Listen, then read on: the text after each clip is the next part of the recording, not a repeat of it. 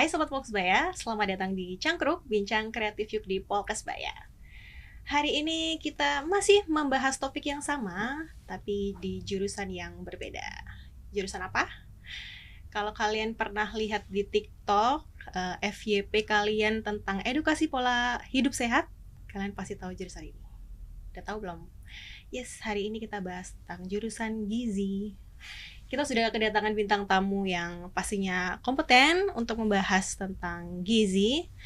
Tapi sebelum itu aku tidak akan lupa untuk selalu mengingatkan kalian follow Instagram kita dan semua sosial media kita di @polkes_surabaya. Oke, kalau udah follow, yuk langsung kita sambut aja. Bintang tamu kita ada Bapak Taufikur Rahman, SKM MPH. Selamat datang Pak Taufik. Alhamdulillah diberi kesempatan untuk hadir. Luar biasa. Baik, Pak Taufik ini adalah beliau ini adalah Ketua Jurusan Gizi Poltekkes Kemenkes Surabaya, sekaligus Ketua PD ASNI atau Asosiasi Nutrisionis Indonesia, dan juga Wakil Ketua DPD Persagi Jawa Timur. Iya, yes, betul. Terima kasih Bapak sudah menyempatkan hadir di podcast kita hari ini. Dengan senang hati. Ini. Masih puasa ya Pak? Alhamdulillah. Masih semangat dong. Sahur juga on time ya. Dekat-dekat subuh kita mengakhirinya.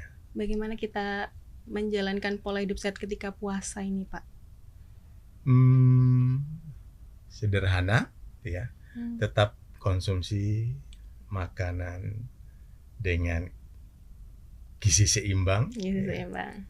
Tetapi jangan lupa tetap ada aktivitas ya, supaya fisik kita juga tetap bugar. Pak Taufik punya TikTok nggak sih Pak? Kayaknya nggak punya ya.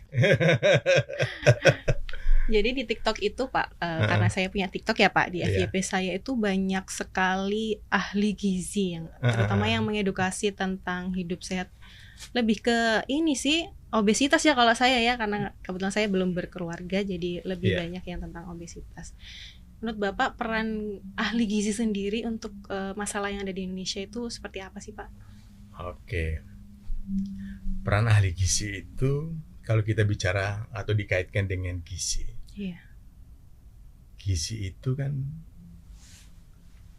menjadi satu kebutuhan dalam daur kehidupan. Sejak konsepsi sampai lansia, saya sering bicara seperti itu. Konsepnya sederhana, karena makanan itu dibutuhkan orang hidup. Betul. Bahkan orang meninggal pun butuh makan-makan. Oh iya, maksudnya seperti apa Pak? Kan ada yang yasinan. Betul. Ya Pak. Jadi itu luar biasa ya.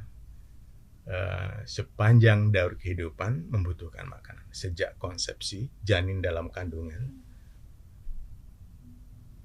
9 bulan 10 hari, kemudian lahir ya, sampai terutama titik kritisnya itu adalah 1000 hari pertama kehidupan. Sejak konsepsi sampai dengan 2 tahun pertama, itu adalah gizi itu menjadi sangat vital bagi kehidupan manusia. Jadi kalau pingin anak kita cerdas, ya mulailah dari situ. Kalau janin kan dari mana dia dapat makanan? Itu pertanyaan sederhana. Tentu dari ibunya. Ibunya itu tidak serta-merta, woi hamil gitu ya, langsung makan, tidak begitu. Pasti dari semua ditata dalam kurun waktu yang panjang. Sejak dia remaja, jangan sampai dia anemia, ya kan? Pranikah, memasuki usia pernikahan, ya harus siap-siap. Dia harus memasuki pernikahan dalam keadaan status gizi yang baik, supaya nanti dia siap dengan kehamilannya untuk memberikan yang terbaik buat janin dalam kandungan. Lanjut nanti bayi, balita, kebutuhannya. Ada makanan yang luar biasa juga itu. Dan kadang-kadang itu karena ketidaktahuan itu diabaikan. Apa tuh Pak? Air susu ibu. Iya. Saya kadang-kadang bertanya ke mahasiswa saya, siapa yang tahu makanan ya yang mengandung semua zat gizi yang dibutuhkan oleh tubuh kita? Susah itu nyari-nyari. Nasi pak, ayam. Salah semua. Hanya satu yang ada di dunia ini, dan itu keluar dari payudara ibu, air susu ibu. Siapa yang menciptakan itu? Allah. Itu. Sampai dengan itu, kalau bicara tentang gizi itu, waduh, sangat panjang itu dalam daur kehidupan, karena pengaturan makan sejak konsepsi itu kaitannya dengan pemenuhan gizi ibu hamil, kemudian lahir di usia awal 6 bulan pertama dia hanya mendapatkan air susu ibu, kan begitu ya? Iya. Kemudian setelah 6 bulan harus segera diperkenalkan MPASI. Iya. Tapi jangan kemudian dikenalkan MPASI, ASI-nya ditinggal gitu. Jadi tetap diberikan air susu ibu sampai dengan 2 tahun. Nah, itu juga ada pengaturannya. Dikenalkan dengan tekstur yang sesuai. Kan kemampuan mengunyahnya masih terbatas kan? Iya. Berarti teksturnya disesuaikan. Naik lagi usia 9 sampai 11 bulan. Nah, baru di atas 12 bulan itu diberikan makanan yang sama dengan makanan keluarga. Nah, setelah itu terus prasekolah, remaja, kemudian dewasa. Nah, ini yang mulai rawan itu ketika di usia sekolah, apalagi di zaman sekarang ini kan anak-anak cenderung bermainnya bukan kalau dulu kan kita kumpul dengan teman tetangga, mainnya kan lari-lari ya. Ada apa ya, main bola di lapangan, sepak bola, main layang-layang. Yang seru kan ngejarnya gitu kan. Berarti ada aktivitas fisik. Kemudian apa itu, petak umpet. Terus ada yang apa, benteng-bentengan, semua dengan aktivitas. Sekarang berbeda. Ya.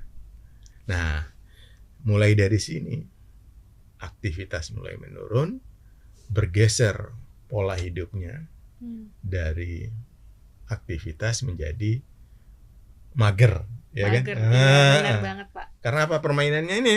Karena sudah ada gadget, bisa sambil tiduran. Betul, iya. Dimanjakan dengan kemajuan yang ada saat ini. Mau makan aja enggak ke dapur. Ya kan? Udah males makan kalau udah main game. Tinggal GoFood juga kan. Iya, benar. Ibunya kan juga jadi malas gitu kan. Iya, betul. Jadi ini situasi yang terjadi, dan problem obesitas menjadi tantangan kita di masa depan. Iya. Saat ini kekurangan gizi masih banyak, makanya dengan makan bergizi gratis MBG ya. Oh iya. Itu kan sebetulnya menjawab kekurangan asupan yang terjadi saat ini. Tetapi kita juga dihadapkan dengan problem baru yang tidak kalah bahayanya, meningkatnya obesitas. Di SKI 2023 di Indonesia, bahkan di Jawa Timur, di usia 13 sampai 15 tahun, anak SMP, angka obesitasnya itu sudah sampai 8%. Oh. Di dunia, iya. 5 sampai 6%. Negara-negara maju, Amerika itu kisarannya tidak lebih dari 7%. Di Indonesia? Di Jawa Timur sudah sampai 8%. Di Jawa Timur. Ini kan berarti satu fenomena yang menjadi warning bagi kita ke depan. Ini berarti kan 10-20 tahun akan datang ini akan menjadi cikal bakal lahirnya obesitas baru. Sekaligus faktor resiko munculnya berbagai macam penyakit degeneratif. Ya, adanya obesitas, resiko penyakit jantung, jantung. stroke, ya. Makanya Poltekkes Surabaya dengan keunggulan kesehatan jantung Iya. ini sudah membaca lah bagaimana tren penyakit ke depan dan problem kesehatan dan gizi. Ya. Ini saya berharap ya, kita bisa mengantisipasi dengan baik untuk kembali kepada pola hidup sehat dengan prinsip gizi seimbang. Kalau di zaman dulu kan asupan makannya itu kan apa yang ada di sekitar, ya kan? Istilahnya orang gizi itu, yuk back to nature, kembali ke alam. Kembali ke alam. Karena sebetulnya sejatinya kekayaan alam Indonesia itu sudah menyiapkan apa yang dibutuhkan kita. Tinggal kita memanfaatkan dengan baik. Mendapatkannya dengan cara yang baik ya, langsung kita dari sumbernya ya.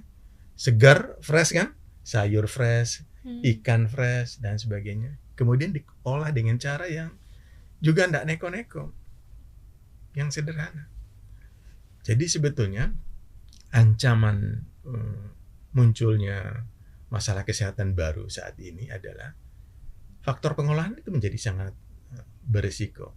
Semakin banyak pengolahan yang dilakukan pada bahan makanan yang kita panen dengan beberapa tahap, tentu itu tingkat resiko dari bahan pangan itu juga semakin tinggi. Itu hati-hati loh. Jadi kalau dulu kan kita misalnya ikan ya, ikan beli di pasar dipepes. Nah, kalau sekarang pengolahannya macam-macam.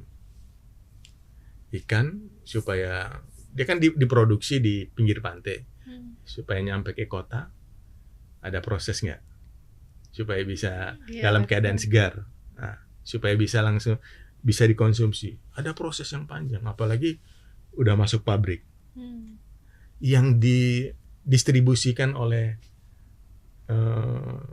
masyarakat biasa, penjual ikan, itu mengalami proses yang juga mengkhawatirkan.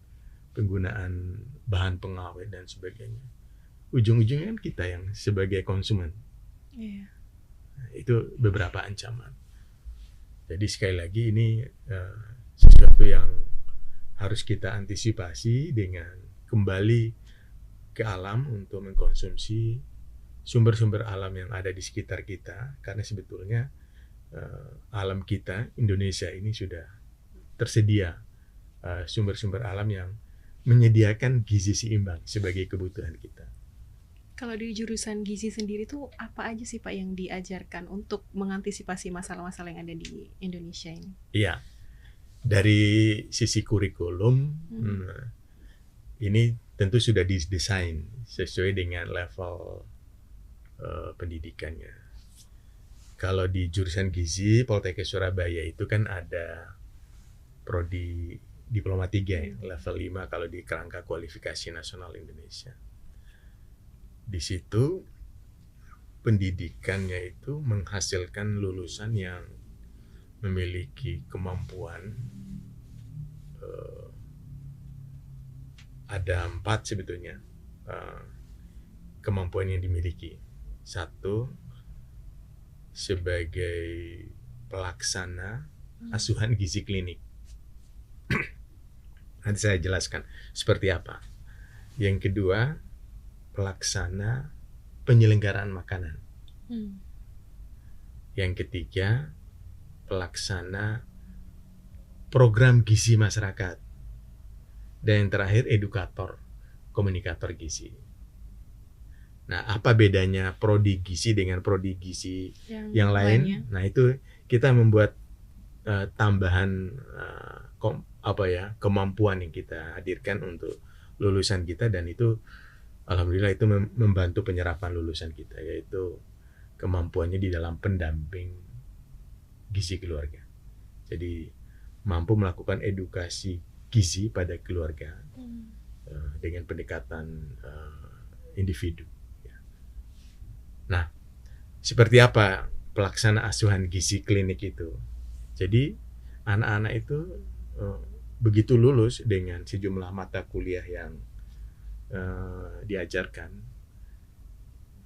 bisa memberikan asuhan kepada penderita kekurangan gizi ataupun kelebihan gizi dengan terstandar. Ada namanya NCP, Nutrition Care Process ya. Ada standar di dalam pelayanan gizi, tetapi untuk mereka-mereka yang punya masalah kesehatan dengan terapi diet yang diberikan itu, anak-anak dengan lulusan gizi baik pada level D3, D4 ataupun profesi itu punya kemampuan untuk membantu masyarakat dalam hal itu, terutama pelayanan pada individu. Itu kayak memberikan edukasi gitu. Tetap jadi edukasi sampai pada rekomendasi menu untuk dikonsumsi atau sebagai asupannya dalam satu hari. Jadi dengan kebutuhannya, masalah yang dihadapi, ahli gizi itu bisa memberikan rekomendasi apa yang dianjurkan untuk dikonsumsi, kemudian apa yang sebaiknya dihindari, kemudian berapa banyak yang dikonsumsi.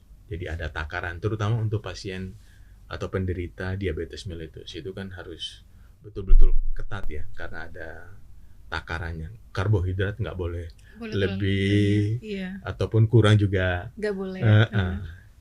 Itu yang penderita diabetes. Begitu juga untuk kasus-kasus penyakit yang lain.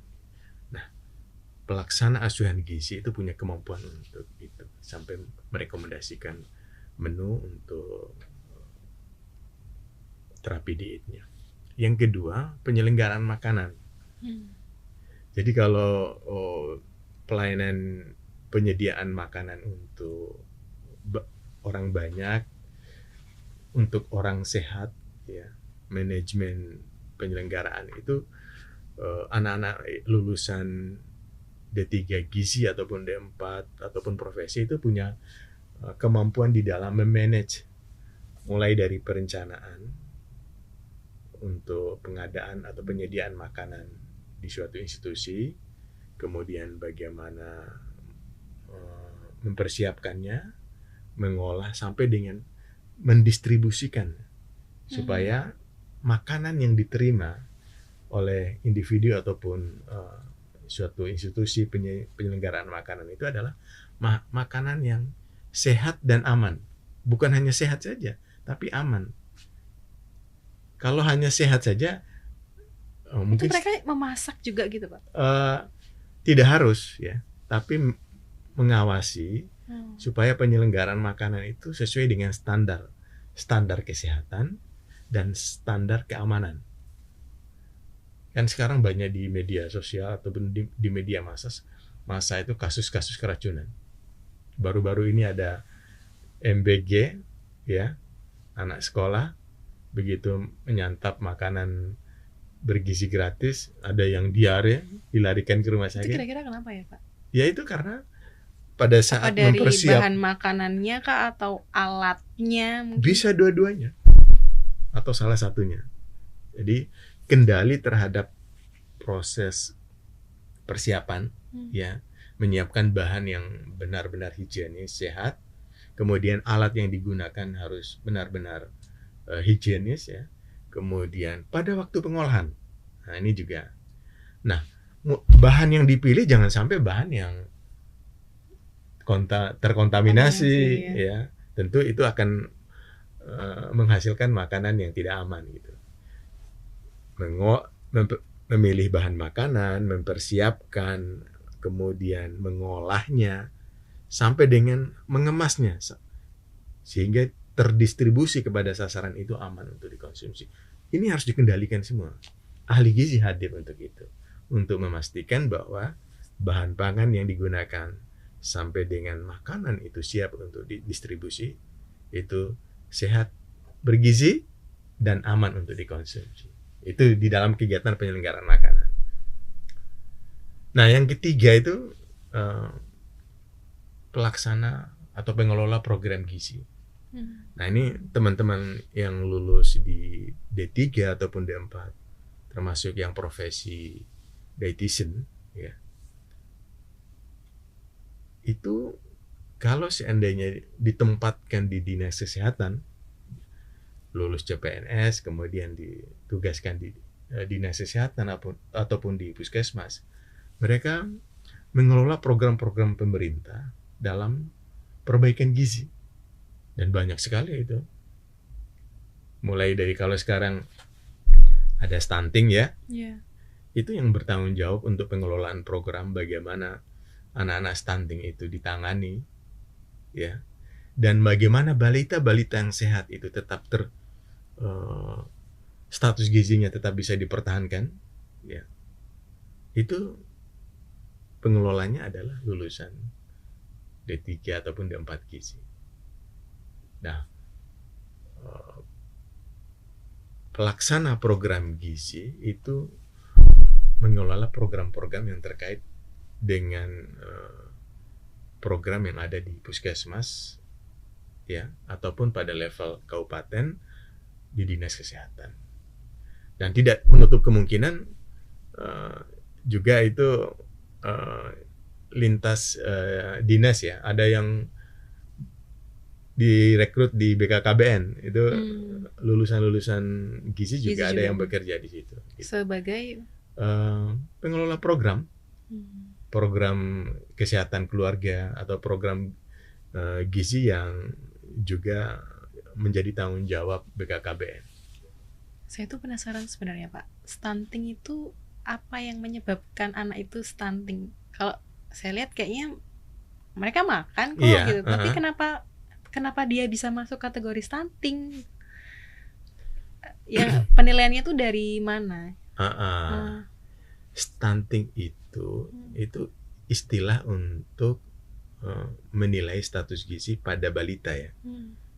Jangan kemudian lihat orang dewasa pendek kemudian disebut stunting. Jadi istilah, ya, yang diberikan untuk pengkategorian status gizi berdasarkan indikator tinggi badan menurut umur. Jadi berapa tinggi badannya, kemudian dicocokkan dengan usianya. Di situ ada standar, ya. Kalau dia sebetulnya ada standarnya, itu ada mulai dari -1 sampai dengan +1 itu termasuk normal, gitu ya. Kemudian -1 standar deviasi, ya, ada hitungannya. Sampai dengan -2 standar deviasi itu pendek. Tapi kalau tinggi badan memang tidak lihat dari gennya, ya, Pak. Misalnya kalau bapak atau orang tuanya tidak tinggi, Pak, anaknya bukannya sama seperti bapak atau? Kalau bicara tentang faktor genetik, ya, tentu ada, cuma tidak kontribusinya kecil faktor genetik. Faktor genetik. Jadi stunting itu karena kekurangan gizi dalam waktu yang lama. Bukan nggak makan atau kurang gizi 1 minggu, 2 minggu, kemudian besok nanti stunting, tidak begitu. Itu terjadi dalam kurun waktu yang lama. 9 bulan defisit mikronutrien selama kehamilan itu akan melahirkan bayi dengan berat badan tidak standar, tinggi badan yang tidak standar.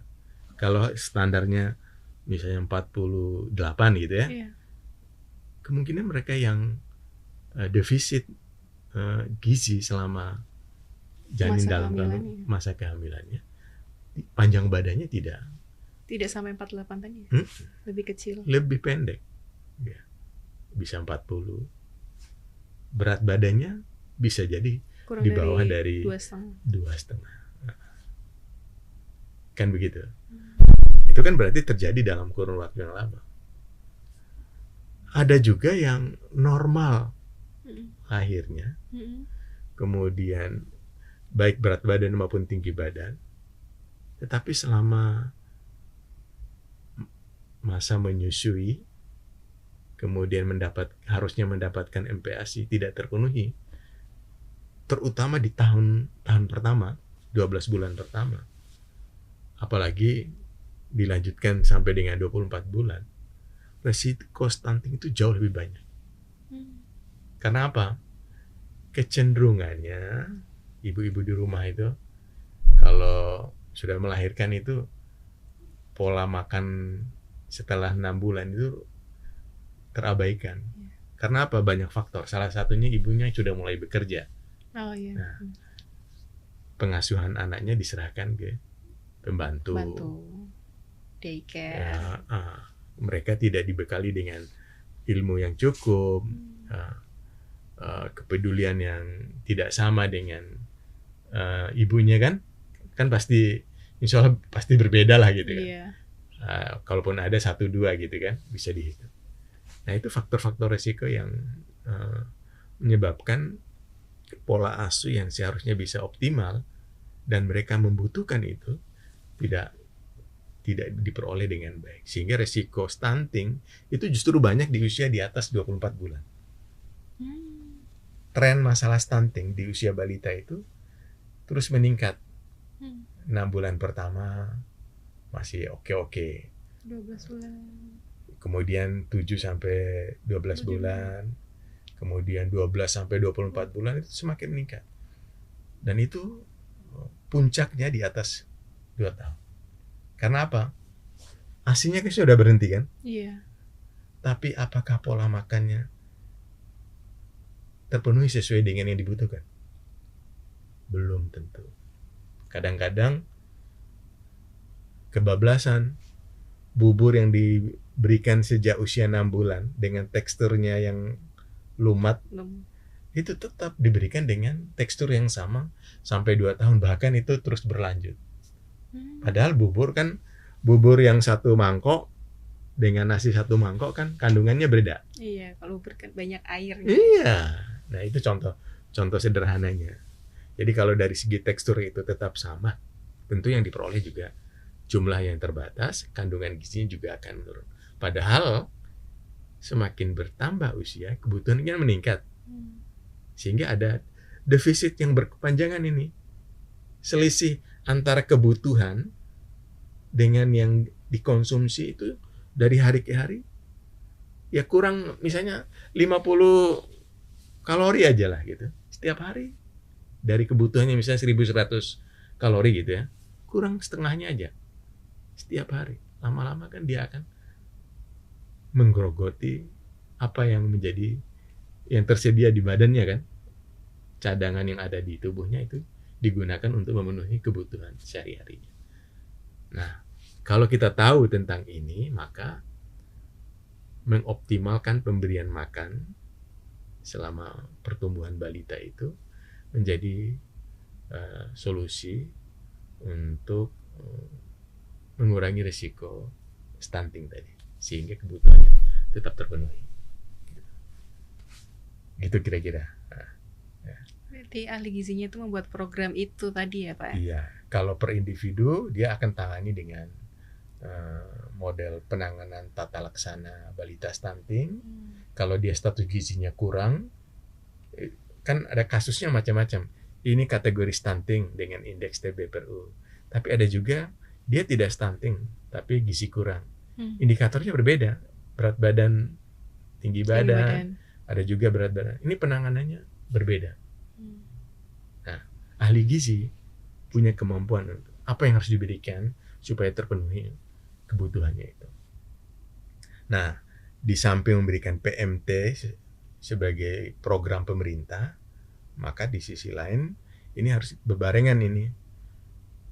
Orang tuanya harus diedukasi. Tapi sekali lagi, ini kan complicated kalau masalah gizi itu. Tidak hanya bicara tentang memenuhi makannya, makan saja, tapi keberlangsungannya itu kan butuh apa ya, kemampuan mengakses bahan pangan itu sendiri. Iya. Bagaimana bapaknya, kerja atau tidak? Iya, betul. Punya gaji apa enggak? Sekarang lagi rame-rame PHK. Bagaimana itu?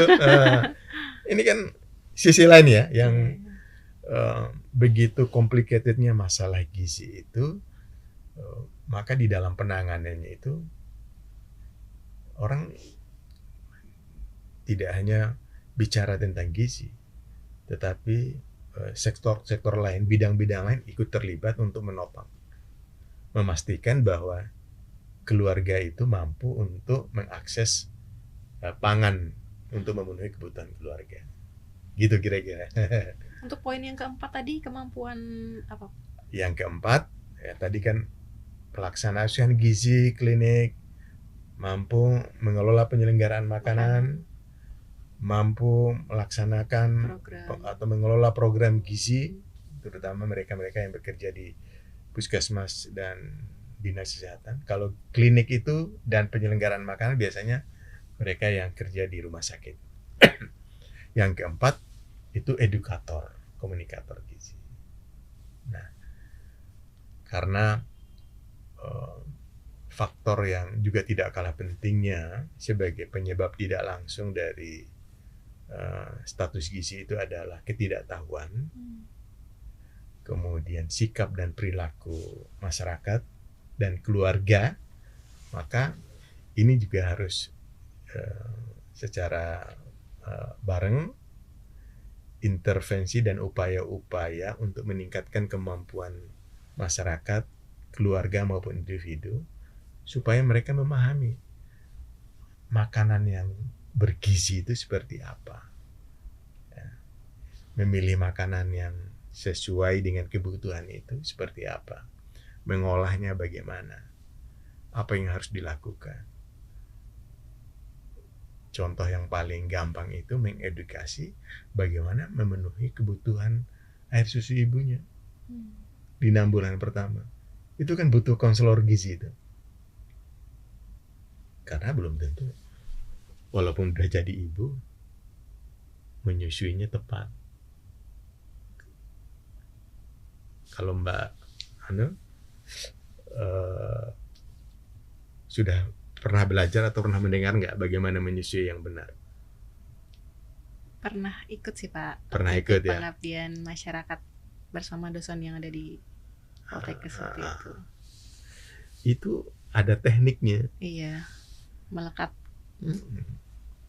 Posisi dan pelekatan itu menentukan bagaimana menyusuinya itu berhasil.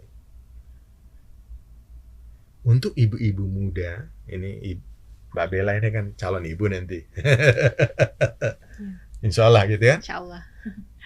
Kalau udah sering ngobrol dengan ahli gizi ini kan tahu itu.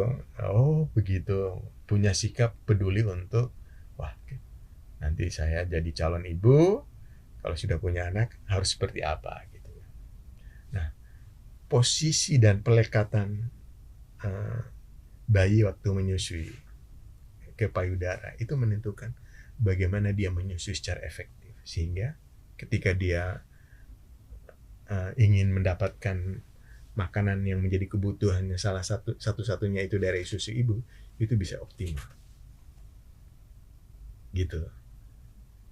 Karena ASI, ini contoh sederhana, ASI kalau dia menyusuinya 5 menit, yang dia dapat hanya cairan aja. Karena ASI itu untuk memenuhi kebutuhan rasa lapar itu akan keluar setelah 5 menit. Jadi bayinya harus dipastikan nyaman dalam pangkuan, nyaman dia menyusui, sehingga ketika dia menyusui bisa berlangsung lama. Jangan sampai udah enggak keluar-keluar ASInya.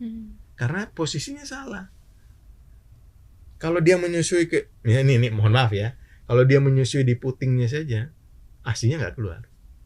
Karena cenderung bayi itu menggigit putingnya. Yang terjadi lecet. Ada problem baru lagi. Harusnya ada teknik menyusuinya tersendiri, dan konselor gizi, terutama yang terkait dengan konselor ASI ini, memahami itu. Lulusan kami gizi itu bisa membantu bagaimana. Berarti lulusan gizi itu nantinya bisa juga menjadi konselor gizi. Konselor menyusui. Konselor menyusui, maaf. Iya, mereka dibekali dengan itu. Iya. Kalau nggak salah gizi itu ini ya Pak, ada dibedakan jadi 2, nutrisionis dan Dietitian. Nah kalau lulusan kita sendiri itu masuk ke yang mana? Kita termasuk nutrisionis. Nutrisionis. Ya. Nutrisionis itu adalah mereka yang menempuh pendidikan diploma 3, lulus, dapat STR, lulus uji kompetensi maksudnya ya, kemudian urus STR, nanti profesinya nutrisionis. Lulus D4, uji kompetensi, dapat STR, nanti profesinya nutrisionis. Kemudian lulus S1, itu juga nutrisionis. Kalau lulusan kita D3 bisa langsung kerja kan Pak ya? Bisa. Apa harus kuliah lagi? Karena D3, D4, begitu lulus uji kompetensi, itu dia bisa memproses untuk mendapatkan STR. Itu kelebihannya. Beda dengan yang S1. S1 nggak bisa dapat STR itu. D3 bisa langsung dapat? Bisa. D3 tanpa kuliah lanjutan D4, tanpa kuliah profesi? Bisa dapat STR. Iya. STR dengan jabatan nutrisionis tadi. Jabatan fungsionalnya adalah nutrisionis. Kebanyakan kalau lulusan dari kita itu kerjanya di mana Pak? Rumah sakit? Banyak yang terserap di puskesmas. Lebih banyak di puskesmas. Apa bisa membuka apa ya sebutannya, kalau bidan itu kan praktik mandiri ya Pak. Ahli gizi itu apa sebutannya? Maksudnya praktek secara mandiri gitu loh. Ada. Tapi dia harus melanjutkan pendidikan. Kalau yang D3, dia harus melanjutkan ke D4, sarjana terapan, kemudian ngambil pendidikan profesi. Kalau dia menjadi dietitian, profesi dietitian. Setelah itu lulus, bisa mengusulkan untuk membuka izin praktek, kemudian praktek mandiri. Itu berarti harus profesi dulu berarti. Harus ya? Profesi. Kalau D3 masih belum bisa. Belum bisa. Tapi D3 masih bisa untuk sharing-sharing edukasi mungkin ya. Oh bisa. Tapi untuk pelayanan praktek individu, praktek mandiri itu belum boleh. Dia harus kolaborasi dengan yang profesi tadi. Kalau lulusan kita ada nggak Pak yang bekerja di luar negeri mungkin? Yang di luar negeri sejauh ini sepertinya belum ada. Tapi yang melanjutkan pendidikan ke luar negeri ada. Itu sudah ada, bahkan itu sudah sampai S3 itu. Oh. Nah itu sangat membanggakan kami. Jadi dia lulus D3, lanjutkan bukan ke D4 dia, ngambil S1. Itu kan alih pindah jalur itu. Dari vokasional ke akademik, ambil S1 Gizi Unair. Setelah itu mendapatkan kesempatan pembiayaan dari LPDP, ngambil master di Cornell University. Setelah itu rupanya dia konsen dengan profesi, dia pulang ke Indonesia, ngambil profesi dietitian. Di Indonesia? Di Indonesia. Padahal kalau udah master itu kan levelnya kan level 8. Profesi dietitian itu level 7. Dia pulang untuk menyelesaikan profesi dietitian. Kalau di tiga tadi level 5 ya? Level 5. Nah, setelah itu karena dia juga sebelum kembali ke Indonesia itu dia sudah S3 itu. Sudah tes S3. Sekarang udah kembali ke Cornell untuk melanjutkan program doktornya. Jadi baru satu itu yang membanggakan lah gitu ya. Mahasiswa kita kan ya. Mahasiswa kita, karena memang kita kan termasuk yang paling muda nih dari 7 jurusan di Poltekkes. Jadi alumninya belum begitu banyak ya. Tapi ya dengan bisa menembus internasional pendidikan S3 itu sesuatu yang luar biasa.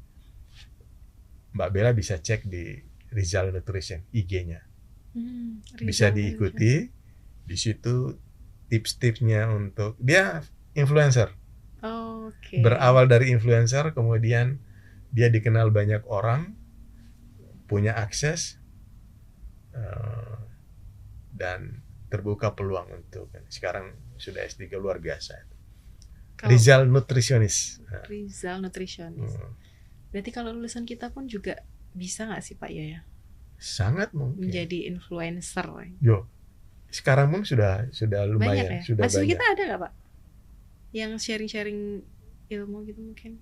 Eh, yang yang konsen yang sudah itu ya Rizal itu yang udah punya nama, tapi yang adik-adik kelasnya sudah banyak yang mulai saya lihat itu di IG-nya sudah mulai bermunculan. Ya. Tapi tidak sebanyak Rizal nutrisionis itu followernya itu dia sudah pendapatannya sudah dari situ. Dari sudah influencer tadi influencer ya, karena sudah ada iklan apa segala itu di IG-nya itu. Bagus itu.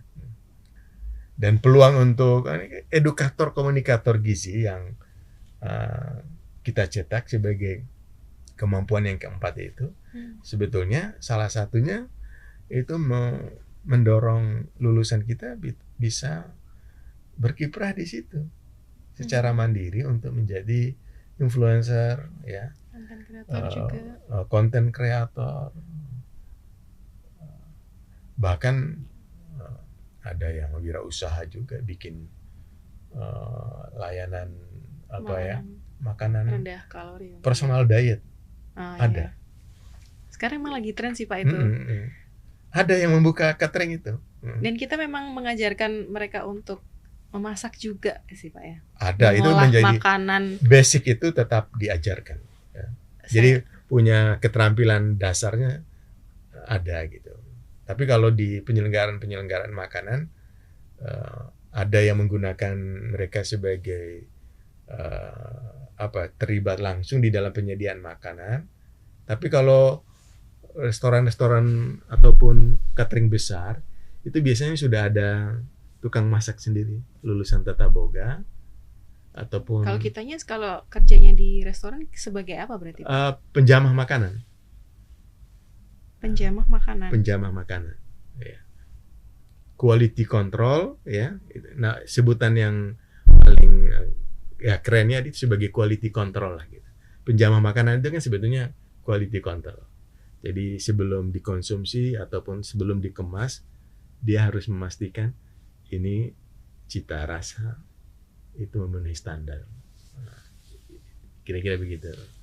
Kalau di jurusan yang lain itu kan ada praktek kliniknya ya Pak ya. Kalau di gizi apakah ada praktek kliniknya juga? Ada, ya. Ke rumah sakit itu? Iya ada. Ya tadi itu 3 pekerjaan itu, asuhan gizi, pelaksanaan asuhan gizi, penyelenggaraan makanan, kemudian program gizi. Kalau mereka ingin mendapatkan kemampuan ini, skill ini, dia harus praktik di rumah sakit itu 1,5 bulan ini mereka praktek. Itu menangani kasus setiap hari itu 5 kasus. Kemudian yang penyelenggaraan makanan juga begitu, ya.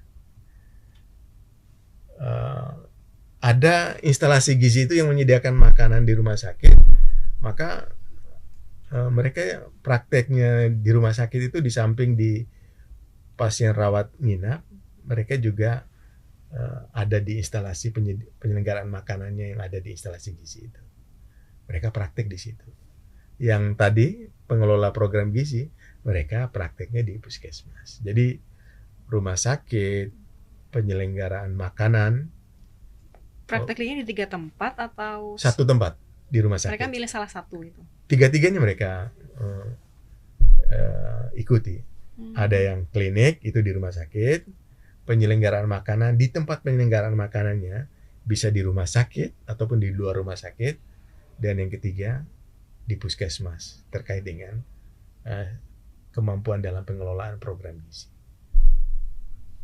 Jadi gizi klinik, food service, penyelenggaraan makanan, dan gizi masyarakat. Itu 3 bidang yang menjadi kemampuan utama dari lulusan gizi, ditambah dengan edukator dan komunikator gizi. Kalau edukator komunikator gizi itu kan dalam 3 bidang itu kan digunakan, dimanfaatkan, karena supaya dia bisa memberikan asuhan gizi, kemampuan komunikasi harus bagus. Oke, Gitu. baik. Terima kasih Pak Taufik Iya. untuk sharing-sharing kita hari ini. Bisa kita lanjut untuk episode berikutnya ya Pak. Oke, siap. Siap ya Pak.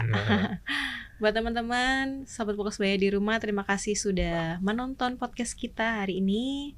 Terima kasih, semoga ilmunya bermanfaat buat teman-teman. Mungkin Pak Taufik bisa memberikan pesan kali ya buat teman-teman yang tertarik untuk mendaftar menjadi mahasiswa jurusan gizi. Silakan. Jadi kuliah di gizi itu adalah kuliah untuk kehidupan, karena gizi dibutuhkan sepanjang hayat kita. Jadi kalau Anda memilih gizi, itu sebetulnya memastikan kehidupan kita tetap sehat sepanjang hayat. Karena itu, memilih gizi adalah pilihan terbaik untuk hidup sehat di masa depan. Saya tunggu untuk bergabung di jurusan gizi Poltekkes Kemenkes Surabaya. Terima kasih Bapak. Buat teman-teman, jangan lupa untuk follow kita di Instagram. Jangan lupa untuk nyalakan notifikasinya biar kalian tidak ketinggalan informasi terbaru dari kita. Baik, segitu dulu. Buat teman-teman yang mau tanya-tanya, mau sharing-sharing cerita, kalian bisa DM Instagram kita atau komen video ini. Oke, sampai jumpa di episode Cangkruk berikutnya. Bye-bye. Oke. Terima kasih Pak Taufik. Oke.